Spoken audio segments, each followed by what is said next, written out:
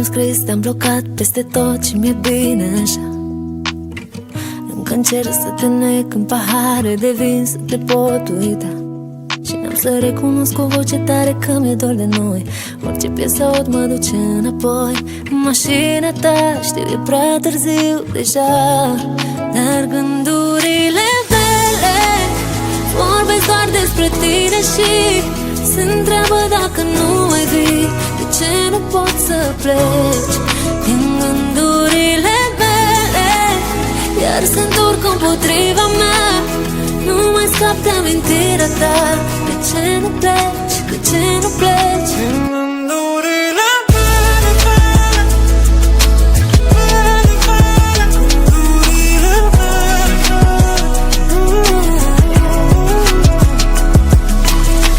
Locuri noi, oameni noi și aici mă gândesc ce văd ochii tăi. Și dacă au nostalgii despre ore târzii și plimbări prin ploi, n-am să recunosc cu voce tare că mi-e dor de noi. Orice piesă aud mă duce înapoi, iar pe strada ta știu e prea târziu deja, dar gândurile mele vorbesc doar despre tine și se întreabă dacă nu mai vii. De ce nu pot să pleci din gândurile mele, iar se întorc împotriva mea. Nu mai scap de amintirea ta. De ce nu pleci? De ce nu pleci? Din gândurile mele, gândurile